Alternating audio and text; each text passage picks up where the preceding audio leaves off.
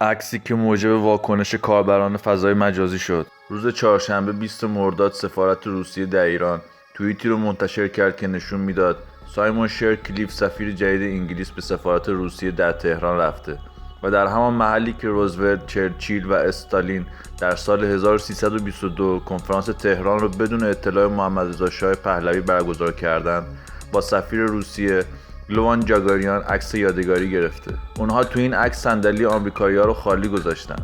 اما این عکس چه تفسیری داره و چرا دقیقاً بعد از مراسم تنفیذ رئیسی منتشر میشه؟ در ادامه به دلایل اون خواهیم پرداخت. دولت انگلیس چندی قبل سایمون شرکلیف رو به عنوان سفیر جدید این کشور در تهران به جای رابرت مک‌ایر معرفی کرد. سایمون شرکلیف چهره امنیتی انگلیسیه که با پوشش دیپلماتیک سال 1377 از MI6 به وزارت خارجه بریتانیا منتقل و مشغول به کار شده و حالا قراره جای سفیر پرحاشیه یعنی رابرت مک‌ایر رو بگیره.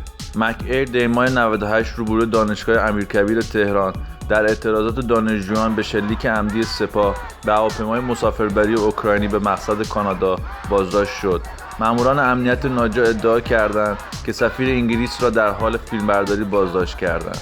این عکس اما یادآور دوستی دیرینه دو کشور انگلستان و روسیه، دو متحد و استعمارگر قدیمیه که در کنفرانس تهران در سال 1322 به دلیل داشتن دشمنی مشترک بر علیه آلمان نازی موقتا با آمریکایی‌ها متحد شدند.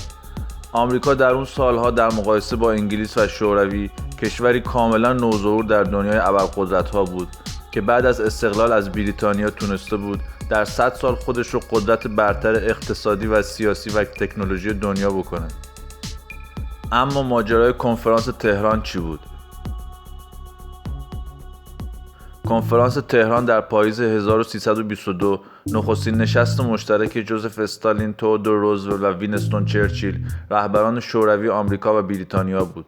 ایران در اون زمان به دلیل سیاست‌های یهودی ستیزانه خانواده پهلوی و همکاری با آلمان‌ها در اشغال متفقین بود و نزدیکی به شوروی ایران را محل مناسبی برای بررسی اوضاع جنگ علیه هیتلر تبدیل کرده بود. انگلیسی‌ها و روس‌ها که نقشه تجزیه ایران را در سر داشتند، بدون اطلاع دولت ایران به تهران سفر کردند و محمد رضا پهلوی پس از اطلاع از حضور آنها برای دیدار با رهبران آمریکا و بریتانیا به اقامتگاه آنان رفت. اما در جریان کنفرانس چرچیل و روزولت حاضر نشدند به دیدار شاه بروند و با وی تنها در محل سفارت دیدار کردند. چرچیل هم تنها برای چند دقیقه در حیاط سفارت شوروی با شاه در حد سلام و احوالپرسی دیدار کرد. این نشست تأثیر مهمی بر جنگ جهانی دوم داشت. آمریکا و بریتانیا از طریق خاک ایران به نیروهای شوروی کمک رسوندند تا آلمانی‌ها رو در دروازه‌های استالینگراد شکست بدن، امری که موجب شد ایران پل پیروزی متفقین لقب بگیره.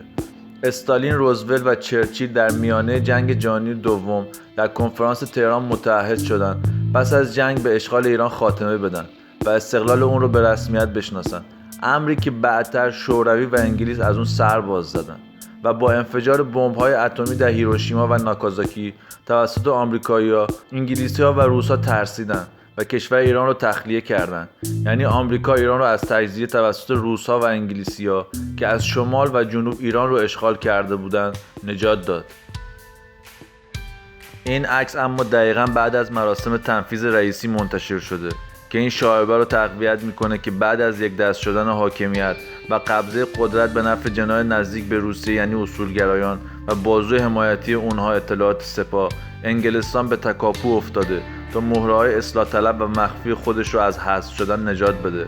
چون احتمال این خیلی زیاده که اصولگراها برای یک دست کردن قدرت و بریدن صدای مخالفا تعداد زیادی از مسئولین رده بالای حکومتی که به انگلیسی‌ها وصل بودن رو محاکمه و حذف کنن و با نشون دادن جای خالی صندلی آمریکایی‌ها یادآوری میکنن که دیگه آمریکایی‌ها توی بازی نیستن که ایران رو از تجزیه نجات بدن. این عکس این روزا موجب واکنش ایرانی‌های زیادی در دنیای مجازی شده.